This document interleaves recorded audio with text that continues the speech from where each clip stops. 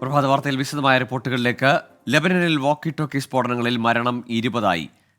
450 പേർക്ക് പരിക്കേറ്റു. പേജർ പൊട്ടിത്തെറിച്ച് 12 പേർ മരിച്ചതിന് പിന്നാലെയാണ് സ്ഫോടന പരമ്പരയുണ്ടായത്. പേജർ പൊട്ടിത്തെറിച്ച് മരിച്ചവരുടെ സംസ്കാര ചടങ്ങിനിടയിലും സ്ഫോടനമുണ്ടായി. ഹിസ്ബുള്ളയുടെ ആശയവിനിമയ സംവിധാനങ്ങൾ തകരാറിലായതായി റിപ്പോർട്ട്. മെറിൻ മേരി ചാക്കോ ഇന്റർനാഷണൽ ഡെസ്കിൽ നിന്ന് ചേരുന്നുണ്ട്. മെറിൻ, തുടർച്ചയായ ദിവസങ്ങളിൽ ആക്രമണങ്ങൾ, ലെബനൻ നടുങ്ങുന്നു, ഹിസ്ബുള്ള ഞെട്ടുന്നു. ഇപ്പോഴത്തെ ഏറ്റവും ഒടുവിലുണ്ടായിരിക്കുന്ന വോക്കി ടോക്കി സ്ഫോടനം, അതിൻ്റെ സാഹചര്യം എന്താണ്? ഇതിൻ്റെ ഉത്തരവാദിത്തം ഇസ്രായേൽ ഏറ്റെടുക്കുന്നുണ്ടോ? ഹിസ്ബുള്ള നിരന്തരം കുറ്റപ്പെടുത്തുന്നുണ്ടെങ്കിലും. Good morning Gokul. ലെബനിലെ അക്ഷരാർത്ഥത്തിൽ ഞെട്ടിച്ചുകൊണ്ട് തന്നെയാണ് ഇപ്പോൾ സ്ഫോടന പരമ്പര ഉണ്ടായിരിക്കുന്നത്. കാരണം ഇന്നലെ തന്നെ പേജർ പൊട്ടിത്തെറിച്ച് 12 പേർ കൊല്ലപ്പെട്ടതിന് പിന്നാലെയാണ് തുടരെ ഒരു സ്ഫോടന പരമ്പരകൾ തന്നെയാണ് ഇപ്പോൾ ലെബനൻ തലസ്ഥാനമായ ബെയ്റൂത്തിൽ ഉണ്ടായിരിക്കുന്നത്. ഇപ്പോൾ ഉണ്ടായിരിക്കുന്ന വാക്കി ടോക്കികളാണ് പൊട്ടിത്തെറിച്ചിരിക്കുന്നത്. ഈ വാക്കി ടോക്കികൾ പൊട്ടിത്തെറിച്ച് ഇപ്പോൾ 20 പേർ, പൊട്ടിത്തെറിച്ചതിന് ശേഷം മരണസംഖ്യ ഇപ്പോൾ 20 ആയിരിക്കുന്നു. 450-ലധികം പേർ പരിക്കേറ്റ് ഇപ്പോൾ ചികിത്സയിലാണ്. വാക്കി ടോക്കികൾ പുറമെ പോക്കറ്റ് റേഡിയോകളും അതുപോലെ തന്നെ സ്മാർട്ട് ഫോണുകളും വീടുകളിലെ സോളാർ പാനലുകളെല്ലാം തന്നെ പൊട്ടിത്തെറിച്ചിരിക്കുകയാണ്. ലെബനന്റെ ആശയവിനിമയ സംവിധാനങ്ങളെല്ലാം തന്നെ തകരാറിലാക്കിക്കൊണ്ട് തന്നെയാണ് ഇപ്പോൾ ഈ ഒരു സ്ഫോടന പരമ്പര ഉണ്ടായിരിക്കുന്നത്. 20-ലധികം പേരാണ് ഈ ഒരു ആക്രമണത്തിൽ കൊല്ലപ്പെട്ടിരിക്കുന്നതെന്നാണ് ഏറ്റവും ഒടുവിൽ ലഭിക്കുന്ന വിവരം. ഈ ഒരു ആക്രമണത്തിന്റെ ഉത്തരവാദിത്തം ഇപ്പോൾ നിലവിൽ ആരും ഏറ്റെടുത്തില്ല. എന്നാൽ എല്ലാ സംശയമുനകളും നീളുന്നത് ഇസ്രായേലിലേക്കാണ്. ഇസ്രായേലിന്റെ ചാരസംഘടനയായ മൊസാദാണ് ഇത്തരത്തിൽ സ്ഫോടനങ്ങൾ ആസൂത്രണം ചെയ്തിരിക്കുന്നത് തന്നെയാണ് ഇപ്പോൾ ഹിസ്ബുള്ള പറയുന്നത്. എന്നാൽ ഇത്തരത്തിൽ ഈ ഒരു ആരോപണങ്ങളോടൊന്നും തന്നെ ഇസ്രായേൽ പ്രതികരിച്ചിട്ടില്ല. എന്നാൽ UN ഇപ്പോൾ ആവശ്യപ്പെട്ടിരിക്കുന്നത് ഇരുവരും, ഇസ്രായേലും അതുപോലെ തന്നെ ലെബനനും സംയമനം പാലിക്കണം. ഈ ഒരു ആക്രമണം വേറൊരു ഘട്ടത്തിലേക്ക് അല്ലെങ്കിൽ മറ്റൊരു തരത്തിലേക്ക് നീട്ടരുത് എന്ന് തന്നെയാണ് ഇപ്പോൾ UN ആവശ്യപ്പെട്ടിരിക്കുന്നത്. വിഷയം ചർച്ച ചെയ്യാനായി UN നാളെ അടിയന്തര യോഗം ചേരും. അതുപോലെ തന്നെ ജനറൽ അസംബ്ലി നേരത്തെ തന്നെ യോഗം ചെയ്ത് പലസ്തീൻ മേഖലയിലുള്ള ഇസ്രായേലിന്റെ അധിനിവേശം അവസാനിപ്പിക്കണമെന്ന ഒരു പ്രമേയം പാസാക്കിയിരുന്നു. എന്തായാലും ഈ ഒരു സ്ഫോടന പരമ്പര ലെബനന്റെ ശക്തി കേന്ദ്രങ്ങളായിട്ടുള്ള ബെക്ക താഴ്വര, അതുപോലെ തന്നെ തെക്കൻ ലെബനൻ എന്നിവിടങ്ങളിലാണ് ഈ ഒരു സ്ഫോടനങ്ങൾ ഉണ്ടായിരിക്കുന്നത്. നേരത്തെ തന്നെ ഇത്തരത്തിൽ ഹിസ്ബുള്ള നേതാവായിട്ടുള്ള ഹസൻ നസറുള്ള മുന്നറിയിപ്പ് നൽകിയിരുന്നു. അതായത് ഈ മൊബൈൽ ഫോണുകൾ നിങ്ങൾ ഉപയോഗിക്കുന്നത് ഉപേക്ഷിക്കണം, കാരണം ഇത് ഹാക്ക് ചെയ്യപ്പെടാൻ സാധ്യതയുണ്ട്, നിങ്ങൾ എവിടെയാണോ അവിടെ നിന്ന് ലൊക്കേറ്റ് ചെയ്യപ്പെടാൻ സാധ്യതയുണ്ടെന്നുള്ള മുന്നറിയിപ്പ് നൽകിയിരുന്നു. അതിന് പിന്നാലെ തൈവാൻ കമ്പനിയായ ഗോൾഡൻ അപ്പോളോയിൽ നിന്നും ഈ പേജറുകൾ വരുത്തി നൽകി അംഗങ്ങൾക്ക് വിതരണം ചെയ്യുകയായിരുന്നു. ഈ പേജറുകളാണ് ഇത്തരത്തിൽ പൊട്ടിത്തെറിച്ചിരിക്കുന്നത്. വീടുകളിൽ അടക്കമുള്ള സോളാർ സംവിധാനങ്ങളും സ്മാർട്ട് ഫോണുകളും അടക്കം പൊട്ടിത്തെറിച്ച ഒരു സാഹചര്യത്തിൽ ലെബനീസ് ജനത ഈ ഫോണുകൾ ഉപയോഗിക്കാൻ തന്നെ മടിക്കുന്നു എന്ന തരത്തിലുള്ള റിപ്പോർട്ടുകളാണ് ഇപ്പോൾ പുറത്തു വരുന്നത്. എന്തായാലും ഗുരുതരമായ ഒരു സാഹചര്യം തന്നെയാണ് ഇപ്പോൾ ലെബനൻ തലസ്ഥാനമായ ബെയ്റൂത്തിലും അതുപോലെ തന്നെ ഹിസ്ബുള്ളയുടെ ശക്തി കേന്ദ്രങ്ങളിലും നിലവിലുള്ളത്. ഈ ഒരു 3 ഗ്രാമിൽ കൂടുതലായിട്ടുള്ള സ്ഫോടക വസ്തുക്കളാണ് ഈ ഫോൺ സംവിധാനങ്ങളിലെല്ലാം ഉപയോഗിച്ചിരിക്കുന്നതെന്നാണ് കണ്ടെത്തിയിരിക്കുന്നത്. ഇത് ഏകദേശം 3 മാസത്തെ ആസൂത്രണത്തിന് ശേഷമാണ് ഇത്തരത്തിൽ ഒരു സ്ഫോടനം ആസൂത്രണം ചെയ്തതെന്നാണ് പറയപ്പെടുന്നത്. നേരത്തെ തന്നെ പേജർ പൊട്ടിത്തെറിച്ച് 12 പേർ കൊല്ലപ്പെട്ടിരുന്നു. ഇവരുടെ സംസ്കാര ചടങ്ങിനിടയിലും സ്ഫോടനം ഉണ്ടായെന്നാണ് അറിയാൻ സാധിക്കുന്നത്. നേരത്തെ ഇസ്രായേൽ പ്രതിരോധ മന്ത്രി യോവ് ഗാലന്റ് മുന്നറിയിപ്പ് നൽകിയിരിക്കുന്നു. ഇസ്രായേൽ ഹമാസ് ആക്രമണം ഇപ്പോൾ 11 മാസം പിന്നിട്ടിരിക്കുന്നു. ഈ ഒരു ഘട്ടത്തിൽ യുദ്ധം വേറൊരു ഘട്ടത്തിലേക്ക് അല്ലെങ്കിൽ പുതിയൊരു ഘട്ടത്തിലേക്ക് കടന്നിരിക്കുന്നു എന്ന മുന്നറിയിപ്പ് നൽകിയിരുന്നു. ഈ ഒരു ഘട്ടത്തിൽ തന്നെയാണ് ഇപ്പോൾ ലെബനൻ തലസ്ഥാനമായ ബെയ്റൂത്തിൽ സ്ഫോടന പരമ്പര തന്നെ ഉണ്ടായിരിക്കുന്നത്. ഈ സ്ഫോടന പരമ്പരയിൽ 20 പേർ ഇപ്പോൾ ഏറ്റവും ഒടുവിലായി കൊല്ലപ്പെട്ടിരിക്കുന്നു എന്ന വിവരമാണ് വരുന്നത്. 450 പേർ പരിക്കേറ്റ് ചികിത്സയിലാണ്. ആക്രമണത്തിന്റെ ഉത്തരവാദിത്തം ഹിസ്ബുള്ള ആരോപിക്കുന്നു, അത് ഇസ്രായേലാണ്. ഇസ്രായേലിന്റെ ചാരസംഘടനയായ മൊസാദാണെന്ന് പറയുകയാണെങ്കിലും ഇസ്രായേൽ ഈ ഒരു ഘട്ടത്തിൽ ഇതുവരെ പ്രതികരിച്ചിട്ടില്ല എന്നാണ് ഏറ്റവും ഒടുവിൽ ലഭിക്കുന്ന വിവരം. ഗോകുൽ, മേരി ചാക്കോയാണ് ഇന്റർനാഷണൽ ന്യൂസ് ഡെസ്കിൽ നിന്ന് വിവരങ്ങൾ പങ്കുവച്ചത്. ഏതായാലും ലെബനനിൽ അടിക്കടി ഉണ്ടാകുന്ന ആക്രമണങ്ങളിൽ ഹിസ്ബുള്ള ഞെട്ടി നിൽക്കുകയാണ്. തുടർച്ചയായ ആക്രമണങ്ങൾ, അത് പശ്ചിമേഷ്യൻ സംഘർഷം കൂടുതൽ വ്യാപിക്കുന്നതിനും ഇറാൻ അടക്കം ഈ സംഘർഷത്തിൻ്റെ ഹിസ്ബുള്ളയുടെ പക്ഷത്ത് അല്ലെങ്കിൽ ലെബനനും ഇറാനും ചേർന്ന് വീണ്ടും യുദ്ധം അത് കൂടുതൽ ഇടങ്ങളിലേക്ക് വ്യാപിക്കുമോ എന്ന ആശങ്കയും പങ്കുവെക്കുന്നുണ്ട് ലോകം. 4 വർഷത്തിനു ശേഷം ആദ്യമായി അടിസ്ഥാന പലിശ നിരക്ക് കുറച്ച US കേന്ദ്ര ബാങ്കായ ഫെഡറൽ റിസർവ് 0.5% കുറവാണ് പ്രഖ്യാപിച്ചത്. ഇതോടെ പലിശ നിരക്ക് 5.3% നിന്ന് 4.8%. മധു കൊട്ടാരക്കര ചേരുന്നുണ്ട് അമേരിക്കയിലെ ന്യൂജേഴ്സിയിൽ നിന്ന്. മധു കൊട്ടാരക്കര, തെരഞ്ഞെടുപ്പിനോടടുത്തു വരുന്ന തീരുമാനമാണ്. ഈ തീരുമാനം ഇന്ത്യൻ വിപണിയിൽ എങ്ങനെ സ്വാധീനമുണ്ടാക്കുമെന്ന് കൂടി. Good morning Gokul. ഗോകുൽ പറഞ്ഞതുപോലെ തന്നെ US ഫെഡറൽ റിസർവ് പലിശ നിരക്ക് വലിയ തോതിൽ കുറയ്ക്കുകയായിരുന്നു ഇന്ന്. ഈ നിരക്ക് കുറയുമെന്നുള്ള വാർത്തകൾ നേരത്തെ ഉണ്ടായിരുന്നു. എന്നാൽ ഈ ഒരു പ്രതീക്ഷിച്ചതിലും കൂടുതലാണ്, 0.5% ഇപ്പോൾ കുറച്ചിരിക്കുന്നത്. ഇതോടെ ഫെഡറൽ പോളിസി റേറ്റ് 4.75-നും 5%-നും ഇടയിലായിരിക്കുകയാണ്. പണപ്പെരുപ്പം നിയന്ത്രിക്കുന്നതിൽ നല്ല രീതിയിൽ ലക്ഷ്യം കണ്ടതായി ഫെഡറൽ റിസർവിന്റെ ചെയർമാൻ കൂടിയായ ജെറോം പവൽ ഈ മാധ്യമങ്ങളോട് സംസാരിക്കവേ പറഞ്ഞു. പണപ്പെരുപ്പം ഒരു ലക്ഷ്യത്തിലേക്ക്, ഒരു 2% എന്ന ലക്ഷ്യത്തിലേക്ക് നീങ്ങിക്കൊണ്ടിരിക്കുകയാണ്. 2024 അവസാനത്തോടുകൂടി ഈ നിരക്ക് ഇനിയും കുറയുവാനുള്ള സാധ്യതയുണ്ട്. നിരക്ക് കുറച്ചതിനെ ഒരു സുപ്രധാന നിമിഷമെന്നാണ് US പ്രസിഡന്റ് ജോ ബൈഡൻ വിശേഷിപ്പിച്ചത്. ജീവിത ചെലവൊക്കെ കുറച്ച് കൂടുതൽ തൊഴിലുകൾ സൃഷ്ടിക്കുകയാണ് തന്റെ നയമെന്നാണ് ബൈഡൻ വ്യക്തമാക്കിയിരിക്കുന്നത്. സമ്പദ്ഘടനയിൽ ഒരു പുതിയ മൈൽ സ്റ്റോൺ തന്നെയാണ് ഈ നിരക്ക് കുറയ്ക്കൽ നടപടി. കഴിഞ്ഞ 2 വർഷമായി അമേരിക്കൻ ജനതയുടെ ഉയർന്ന ജീവിത നിലവിൽ ഗണ്യമായ ഒരു കുറവ് വരുത്തുവാൻ സാധിക്കും. അതുപോലെ തന്നെ പണപ്പെരുപ്പ് കുറയ്ക്കാനുള്ള സെൻട്രൽ ബാങ്കിന്റെ നീണ്ട ഒരു യുദ്ധത്തിന്റെ ഫലമായിട്ടാണ് ഇപ്പോഴത്തെ ഈ തീരുമാനം. ഗോകുൽ നേരത്തെ സൂചിപ്പിച്ചതുപോലെ വിദേശ വിനിമയ വിപണിയെ ഈ US തീരുമാനം തീർച്ചയായിട്ടും സ്വാധീനിക്കും. ഗ്ലോബൽ റിസർവ് കറൻസിയായ US ഡോളറിന്റെ മൂല്യം കണക്കാക്കിയാണ് അന്താരാഷ്ട്ര മാർക്കറ്റിലെ മിക്ക ഇടപാടുകളും നടക്കുന്നത്. വളർന്നു വരുന്ന സമ്പദ്ഘടനകൾക്കും ഇത് ബാധകമാണെന്ന് ഓർക്കണം. കാരണം അവർ വായ്പ എടുക്കുന്നത് ഡോളറിലാണ്, പലിശയും മുതലും ഒക്കെ തിരിച്ചടയ്ക്കേണ്ടത് ഡോളറിലാണ്. നിരക്ക് കുറച്ചതിനെ വിമർശിച്ചുകൊണ്ട് US പ്രസിഡൻഷ്യൽ തെരഞ്ഞെടുപ്പിൽ മത്സരിക്കുന്ന ഡൊണാൾഡ് ട്രംപ് വന്നിട്ടുണ്ട്. ഇത് രാഷ്ട്രീയ പ്രേരിതമാണെന്നാണ് ട്രംപ് പറയുന്നത്. ഗോകുൽ, അതുപോലെ സ്വർണത്തിന്റെ വിലയും കുതിച്ചുയരുവാൻ സാധ്യതയുണ്ട്. 2025 ആകുമ്പോഴത്തേക്കും സ്വർണ്ണവില വലിയ തോതിൽ കൂടി ഒരു 60,000 രൂപയ്ക്ക് മുകളിൽ പവന് പോകാനുള്ള സാധ്യതയുമുണ്ട്. ഗോകുൽ. ശ്രീ മധു കൊട്ടാരക്കരയാണ് US ഫെഡറൽ റിസർവ് പലിശ നിരക്ക് കുറച്ചു എന്ന വാർത്തയുടെ വിശദാംശങ്ങൾ പങ്കുവച്ചത്. ഹേമ കമ്മിറ്റിക്ക് മുമ്പാകെ വന്ന 20 പേരുടെ മൊഴികൾ ഗൗരവമുള്ളതെന്ന് പ്രത്യേക അന്വേഷണ സംഘം. മൊഴി നൽകിയ ഭൂരിഭാഗം പേരുമായും 10 ദിവസത്തിനകം നേരിട്ട് ബന്ധപ്പെടാനാണ് SITയുടെ ശ്രമം. ഒക്ടോബർ 3 ഹൈക്കോടതി കേസ് വീണ്ടും പരിഗണിക്കുമ്പോൾ കേസെടുക്കുന്നതിലുള്ള തീരുമാനം SIT അറിയിക്കും. ഹരികൃഷ്ണൻ ചേരുന്നുണ്ട് തിരുവനന്തപുരത്ത് നിന്ന് വിശദാംശങ്ങളുമായി. ഹരികൃഷ്ണൻ, ഈ ഹൈക്കോടതിയുടെ നിർദ്ദേശപ്രകാരമാണ് ഹേമ കമ്മിറ്റി റിപ്പോർട്ടിൻ്റെ പകർപ്പ് ഈ SITക്ക് ലഭിക്കുന്നത്. അത് പരിശോധിച്ച ശേഷമാണോ ഇത്തരത്തിൽ ഗുരുതരമായ നിയമലംഘനങ്ങൾ അല്ലെങ്കിൽ കുറ്റകൃത്യങ്ങൾ ഉണ്ട് എന്ന് അന്വേഷണ സംഘം വിലയിരുത്തുന്നത്? ഗൂഗിൾ ഹേമ കമ്മിറ്റി റിപ്പോർട്ടുമായി ബന്ധപ്പെട്ട് അതിൽ പറഞ്ഞിരിക്കുന്ന പരാമർശങ്ങൾ അല്ലെങ്കിൽ ആരോപണങ്ങൾ അത് കുറ്റകൃത്യമാണ് അല്ലെങ്കിൽ അത് ക്രൈമാണ്. അതുമായി ബന്ധപ്പെട്ട് എന്ത് നടപടി സ്വീകരിക്കണം, എങ്ങനെയായിരിക്കണം അന്വേഷണം എന്നടക്കമുള്ള കാര്യങ്ങളിൽ ഇത്തരത്തിൽ എന്ത് നടപടി സ്വീകരിക്കണമെന്ന തരത്തിൽ പ്രത്യേക അന്വേഷണ സംഘത്തിന് ഒരു യോഗം, അതുമായി ബന്ധപ്പെട്ടൊരു യോഗം ഇന്നലെ ചേർന്നത്. ഈ യോഗത്തിലാണ് ഇത്തരത്തിലുള്ള കാര്യങ്ങൾ പുറത്തു വന്നത്. അതായത് അതിൽ മൊഴികൾ ഗൗരവതരമാണ് എന്നുള്ളതാണ് അന്വേഷണ സംഘത്തിന്റെ ഒരു വിലയിരുത്തൽ. അതായത് ഈ ഹേമ കമ്മിറ്റി റിപ്പോർട്ടിൽ പ്രസിദ്ധപ്പെടുത്താത്ത മൊഴികൾ, 20ഓളം പേരുടെ മൊഴികൾ ഗൗരവതരമാണെന്ന് അന്വേഷണ സംഘം ഇന്നലെ വിലയിരുത്തി. ഇന്നലെ ഇത്തരത്തിൽ യോഗം ചേർന്ന സമയത്ത് ഈ ഹൈക്കോടതി നിർദ്ദേശപ്രകാരം ഈ മൊഴികൾ ഈ അന്വേഷണ സംഘത്തിലെ ഉദ്യോഗസ്ഥർ പല ഭാഗങ്ങളിലായി വായിച്ചു. അത് ക്രോഡീകരിച്ചു കഴിഞ്ഞതിന് ശേഷമാണ് ഇത്തരത്തിൽ മൊഴികൾ ഗൗരവതരമാണെന്ന് അന്വേഷണ സംഘം വിലയിരുത്തിയത്. അതിൽ ഈ മൊഴികൾ പലരുടെയും ഐഡന്റിറ്റി വെളിപ്പെടുത്തിയിട്ടില്ല, ആരാണ് ഈ മൊഴികൾ നൽകിയെന്നില്ല, അതടക്കമുള്ള കാര്യങ്ങൾ ഇവർക്ക് കൃത്യമായി കിട്ടേണ്ടതുണ്ട്. അതുകൊണ്ട് ഈ ഭൂരിഭാഗം പേരെയും 10 ദിവസത്തിനകം നേരിട്ട് ബന്ധപ്പെടാനാണ് ഈ SITയുടെ ഒരു തീരുമാനമെന്ന് പറയുന്നത്. ഈ ഹേമ കമ്മിറ്റി റിപ്പോർട്ട് സംബന്ധിച്ച കേസ് ഒക്ടോബർ 3 ഹൈക്കോടതി വീണ്ടും പരിഗണിക്കും. അപ്പോഴും അവിടെ ശ്രദ്ധിക്കേണ്ട ഏറ്റവും പ്രധാനപ്പെട്ട കാര്യം എന്ന് പറയുന്നത് ഈ കേസ് സ്വമേധയാ കേസെടുക്കാൻ കഴിയില്ല. കേസ് പരാതി ഉണ്ടെങ്കിൽ മാത്രമേ അത് നിലനിൽക്കൂ എന്നുള്ളതാണ്. സാക്ഷികളെ നേരിട്ട് കണ്ടാൽ, അതായത് ഈ 10 ദിവസത്തിനകം സാക്ഷികളെ നേരിട്ട് കണ്ട് പരാതി തേടാനാണ് പ്രത്യേക അന്വേഷണ സംഘത്തിന്റെ ശ്രമം എന്ന് പറയുന്നത്. 20ലധികം പേരെ ഏതാണ്ട് 10 ദിവസത്തിനുള്ളിൽ നേരിട്ട് കാണാനാണ് പ്രത്യേക അന്വേഷണ സംഘത്തിന്റെ തീരുമാനമെന്ന് പറയുന്നത്. ഇന്നലെ ചേർന്ന യോഗത്തിൽ ഉദ്യോഗസ്ഥർ പല ഭാഗങ്ങളായിട്ടാണ് വായിച്ചത്. അത് ഈ അടുത്ത ദിവസങ്ങളിൽ എല്ലാ മൊഴികളും എല്ലാ ഉദ്യോഗസ്ഥരും വായിക്കുന്നതിനും അത് അറിയുന്നതിനും ഉള്ള സാധ്യതയുണ്ട്. അത് മാത്രമല്ല, ഈ ഹേമ കമ്മിറ്റി റിപ്പോർട്ടിലെ അംഗങ്ങളുടെ മൊഴിയും ഈ അന്വേഷണ സംഘം എടുക്കുമെന്നുള്ളതാണ്. കാരണം ഗൗരവകരമായ കുറ്റകൃത്യമാണ് അത്. കൃത്യമായി ഈ ഐഡന്റിറ്റി, ഇത് ആരാണ്, എന്താണ് ഈ മൊഴികൾ എന്നുള്ളത് എന്നുള്ളത് കൃത്യമായി അറിയേണ്ടതുണ്ട്. അന്വേഷണ സംഘത്തെ സംബന്ധിച്ചിടത്തോളം അത് അറിയേണ്ടതുണ്ട്. അതുകൊണ്ട് തന്നെ ഈ നിശ്ചിത സമയപരിധിക്കുള്ളിൽ ഈ ആരൊക്കെയാണ് ഈ മൊഴികൾ നൽകിയതെന്ന് കൃത്യമായി അന്വേഷണ സംഘം രേഖപ്പെടുത്തും. അതിനുശേഷമായിരിക്കും കേസടക്കമുള്ള നടപടികളിലേക്ക് പോകുന്നത്.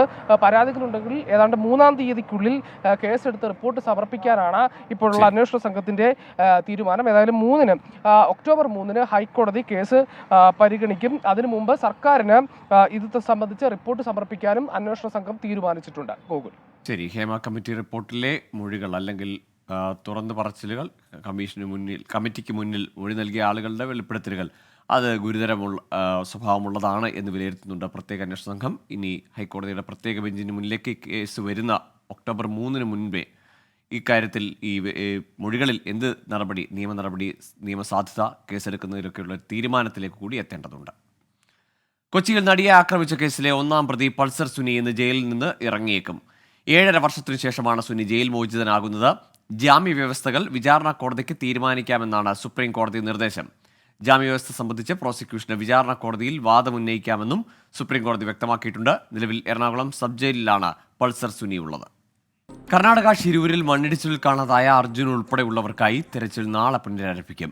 ഗോവ തുറമുഖത്ത് നിന്ന് ഇന്നലെ കാർവാറിലെത്തിച്ച ഡ്രെഡ്ജർ ഇന്ന് വൈകിട്ടോടെ ഷിരൂരിലെത്തിക്കും. പുഴയിലെ വേലിയിറക്ക സമയം കണക്കാക്കി യാത്രാമധ്യയുള്ള 2 പാലങ്ങൾ കടക്കാനാണ് ശ്രമം. ഗംഗാവലി പുഴയിലെ അടിയൊഴുക്ക് 3 നോട്ട്സിൽ താഴെയെന്നാണ് നാവികസേനയുടെ പരിശോധനയിൽ കണ്ടെത്തിയത്. ഷിരൂരിലെ നിലവിലെ കാലാവസ്ഥയും തിരച്ചിലിന് അനുയോജ്യമാണ്. പുഴയിൽ നാവികസേന അടയാളപ്പെടുത്തിയിടത്തെ മണ്ണും കല്ലുകളുമാണ് ഡ്രെഡ്ജർ ഉപയോഗിച്ച് ആദ്യം നീക്കുക. പ്രധാനമന്ത്രി നരേന്ദ്രമോദി ഇന്ന് ജമ്മു കാശ്മീരിൽ BJPയുടെ 2 പ്രചാരണ റാലികളിൽ പങ്കെടുക്കും. ശ്രീനഗറിലെ ഷേർ കാശ്മീർ പാർക്കിൽ നടക്കുന്ന റാലി ഈ തെരഞ്ഞെടുപ്പിലെ ഏറ്റവും വലിയ റാലിയാകുമെന്നാണ് BJPയുടെ പ്രഖ്യാപനം. 30,000-ഓളം പേർ റാലിയിൽ പങ്കെടുക്കുമെന്നാണ് പ്രതീക്ഷ. പ്രധാനമന്ത്രിയുടെ സന്ദർശനത്തോടനുബന്ധിച്ച് കനത്ത സുരക്ഷാ ക്രമീകരണങ്ങൾ ശ്രീനഗറിൽ ഏർപ്പെടുത്തിയിട്ടുണ്ട്. ഇന്നലെ നടന്ന 1-ാം ഘട്ട വോട്ടെടുപ്പിൽ 61.13% വോട്ടർമാർ പോളിംഗ് ബൂത്തിലെത്തി. വഖഫ് ഭേദഗതി ബിൽ പരിശോധിക്കാനുള്ള സംയുക്ത പാർലമെന്ററി സമിതിയുടെ യോഗം ഇന്നു മുതൽ 3 ദിവസത്തേക്കാണ് പാർലമെന്റ് ഹൗസ് അനക്സിൽ സമിതി യോഗം ചേരുന്നത്. ന്യൂനപക്ഷകാര്യ മന്ത്രാലയത്തിലെ ഉദ്യോഗസ്ഥർ ഇന്ന് സമിതിക്ക് മുന്നിൽ മൊഴി നൽകും. നാളെ പട്നയിലെ Chanakya national law university vice chancellor professor Faizan Mustafa ഉൾപ്പെടെയുള്ള ചില വിദഗ്ധരുടെ അഭിപ്രായം സമിതി കേൾക്കും. Pasmanda Muslim Mahaz, all India Muslim personal law board, അജ്മീറിലെ all India Sajjada Nashin council, Muslim Rashtriya Manch എന്നിവർ മറ്റന്നാൾ സമിതിക്ക് മുന്നിൽ ഹാജരാകും. മലപ്പുറം ജില്ലയിൽ എംപോക്സ് സ്ഥിരീകരിച്ചതിന് പിന്നാലെ സംസ്ഥാനം കനത്ത ജാഗ്രതയിൽ. രോഗിയുമായി സമ്പർക്കമുള്ള 30ഓളം പേരെ തിരിച്ചറിഞ്ഞു. ഇതിൽ 6 പേർ വിദേശത്താണ്. സംസ്ഥാനത്തുള്ളവരെ പ്രത്യേക നിരീക്ഷണത്തിലാക്കി. വിവരങ്ങളുമായി MG പ്രതീഷ് ചേരുന്നുണ്ട് തിരുവനന്തപുരത്ത് നിന്ന്. പ്രതീഷ്, ഈ വിദേശത്തേക്ക് പോയ ആളുകൾ ഉൾപ്പെടെ ഉണ്ട് ഈ സമ്പർക്ക പട്ടികയിൽ. ഇവരെയൊക്കെ അതത് നാടുകളിൽ, കേരളത്തിലുള്ളവരെ നമ്മുടെ നാട്ടിൽ ഇവരെയൊക്കെ ക്വാറന്റൈൻ ചെയ്യുക അല്ലെങ്കിൽ നിരീക്ഷണത്തിൽ വെക്കുന്നതിന് എന്തൊക്കെ സംവിധാനങ്ങളാണ് ഇപ്പോൾ ഉള്ളത്? ഗോകുൽ, 2022 ശേഷം ആദ്യമായാണ് കേരളത്തിൽ എംപോക്സ് സ്ഥിരീകരിക്കുന്നത്. അതും 2ാമത്തെ കേസാണ് കഴിഞ്ഞ ദിവസം ഔദ്യോഗികമായി ആരോഗ്യവകുപ്പ് സ്ഥിരീകരിച്ചത്. നിലവിൽ ഈ മലപ്പുറം സ്വദേശിയുടെ സമ്പർക്ക പട്ടിക ആരോഗ്യവകുപ്പ് തയ്യാറാക്കിയിട്ടുണ്ട്. 30ഓളം പേരാണ് നിലവിൽ സമ്പർക്ക പട്ടികയിലുള്ളത്. ഇതിൽ 6 പേർ വിദേശത്താണ്. ഈ യുവാവുമായി അടുത്ത് സമ്പർക്കം പുലർത്തിയിരുന്ന വിദേശത്തുള്ളവരെയാണ് നിലവിൽ നിരീക്ഷണത്തിലാക്കിയിരിക്കുന്നത്. ഈ സമ്പർക്ക പട്ടികയിലുള്ള മുഴുവൻ പേരെയും ക്വാറന്റൈനിലാക്കി എന്നതാണ് ആരോഗ്യവകുപ്പ് അറിയിക്കുന്ന കാര്യം. ഏറ്റവും ആശ്വാസകരമായ കാര്യം, മറ്റാർക്കും നിലവിൽ രോഗലക്ഷണങ്ങൾ ഇല്ല എന്നതാണ്. പക്ഷേ ഈ വ്യാപന തോത് വളരെ ഏറിയ രോഗം കൂടിയാണ് എംപോക്സ്. അതുകൊണ്ട് തന്നെ അതീവ ജാഗ്രത വേണമെന്നതാണ് ആരോഗ്യവകുപ്പ് പ്രധാനമായും അറിയിക്കുന്ന കാര്യം. അതിന്റെ അടിസ്ഥാനത്തിലാണ് കഴിഞ്ഞ ദിവസം ഓരോ ജില്ലയിലും നോഡൽ ഓഫീസർമാരെ ആരോഗ്യവകുപ്പ് നിയോഗിച്ചിരിക്കുന്നത്. എല്ലാ മെഡിക്കൽ കോളേജുകളും ഒപ്പം ഈ ജനറൽ ആശുപത്രികൾ, ജില്ലാ ആശുപത്രികൾ, താലൂക്ക് ആശുപത്രികൾ ഇവിടേക്ക് കൃത്യമായൊരു നിർദ്ദേശം ആരോഗ്യവകുപ്പ് ഇതിനോടകം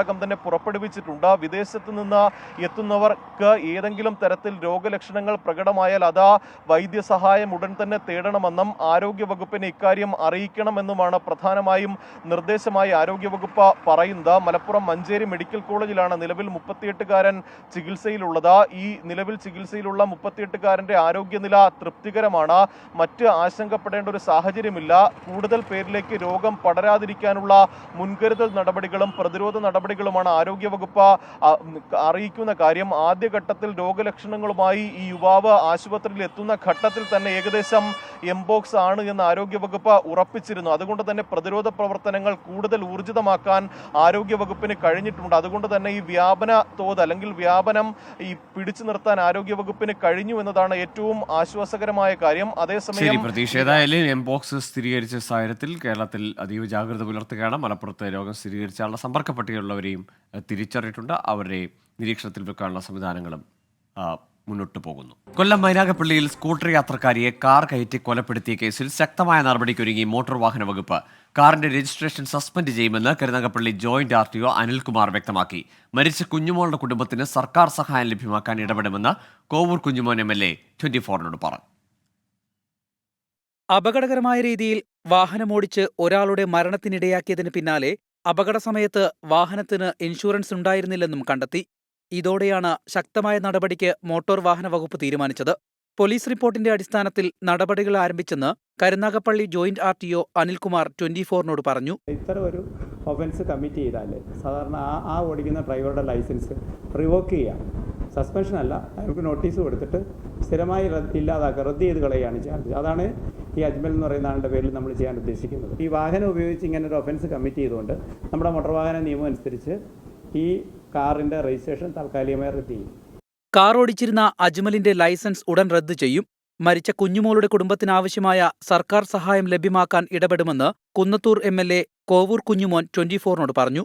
ആ കുടുംബത്തെ സഹായിക്കാൻ സംസ്ഥാന ഗവൺമെൻറ്റിൻ്റെ എന്തെല്ലാം സഹായമാണോ ലഭ്യമാക്കാൻ കഴിയുന്നത് അത് MLA എന്ന നിലയിൽ നേരിട്ട് ഇടപെട്ട് അത് വാങ്ങിച്ചു കൊടുക്കുന്നതായിരിക്കും.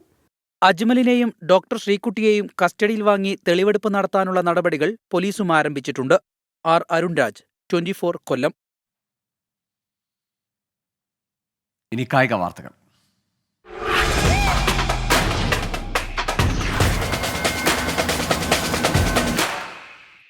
യുവേഫ ചാമ്പ്യൻസ് ലീഗിൽ FC ബാഴ്സലോണ ഇന്ന് കളത്തിൽ. ആഴ്സണൽ, അത്ലറ്റിക്കോ മാഡ്രിഡ് ടീമുകൾക്കും മത്സരമുണ്ട്. ഹാൻസി ഫ്ലിക്കിന് കീഴിൽ പഴയ പ്രതാപത്തിലേക്കുള്ള പാതയിലാണ് FC ബാഴ്സലോണ. സ്പാനിഷ് ലീഗിൽ 5-ൽ 5 കളിയും ജയിച്ച് 1-ാം സ്ഥാനത്തുള്ള കറ്റാലൻസ് ചാമ്പ്യൻസ് ലീഗിലും കുതിക്കാനിറങ്ങുന്നു. രാത്രി 12:30 നടക്കുന്ന മത്സരത്തിൽ എതിരാളികൾ French club Monaco.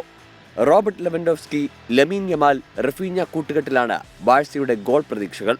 English Premier ലീഗിലെ അപരാജിത കുതിപ്പ് ചാമ്പ്യൻസ് ലീഗിൽ ആവർത്തിക്കാൻ ആഴ്സണലും ഇറങ്ങുന്നു. യൂറോപ്പ ലീഗ് ജേതാക്കളായ ഇറ്റാലിയൻ ക്ലബ് അറ്റ്ലാന്റയാണ് ഗണ്ണേഴ്സിന്റെ എതിരാളികൾ. Spanish club Atletico Madrid German club RB ലൈപ്സിഷിനെയും നേരിടും. ജർമ്മൻ ചാമ്പ്യന്മാരായ ബെയർ ലെവർക്യൂസനും ആദ്യ പോരാട്ടത്തിനിറങ്ങും. രാത്രി 10:15 നടക്കുന്ന മത്സരത്തിലെ എതിരാളികൾ ഫെയ്നൂർഡ്. Sports desk 24. ISLൽ ജയം തുടരാൻ ബംഗളൂരു FC ഇന്നിറങ്ങും. രാത്രി 7:30 ബംഗളൂരു ശ്രീകണ്ഠീരവ സ്റ്റേഡിയത്തിൽ നടക്കുന്ന മത്സരത്തിൽ ഹൈദരാബാദ് FCയാണ് എതിരാളികൾ. ആദ്യ മത്സരത്തിൽ ബംഗളൂരു എതിരില്ലാത്ത 1 ഗോളിന് ഈസ്റ്റ് ബംഗാളിനെ തോൽപ്പിച്ചിരുന്നു. കഴിഞ്ഞ സീസണിൽ അവസാന സ്ഥാനത്തായതിന്റെ ക്ഷീണവും ക്ലബിന്റെ സാമ്പത്തിക പ്രതിസന്ധി മൂലമുണ്ടായ പ്രശ്നങ്ങളും മറികടന്ന് ഹൈദരാബാദ് FC ശക്തമായി തിരിച്ചുവരുമെന്ന് മുഖ്യപരിശീലകൻ തങ്ബോയ് സിംഗ് ടോ. ലോകത്തെ ഏറ്റവും മികച്ച ആരാധകരാണ് മഞ്ഞപ്പടയെന്നും കേരളവും കൊച്ചിയും തനിക്ക് ഏറ്റവും പ്രിയപ്പെട്ടതെന്നും കേരള ബ്ലാസ്റ്റേഴ്സിന്റെ മുൻ സഹപരിശീലകൻ കൂടിയായ തങ്ബോയ് 24 പറഞ്ഞു. ഹൈദരാബാദ് FCയുടെ പരിശീലകൻ തങ്ബോയ് സെൻറ്റോ ഇപ്പോൾ 24 ചേരുന്നു. It's a difficult season for you last season. Looking for a fresh start. നമസ്കാരം, ധന്യവാദം viewers of 24 news. Every season is difficult. For us it's difficult because we started the training season late, but we are hopeful that with the full support of the new ownership, I think we will compete well this season. Thangboi സംസാരിക്കുമ്പോൾ ആദ്യം ഒരു നമസ്കാരം പറഞ്ഞാണ് തുടങ്ങിയത്.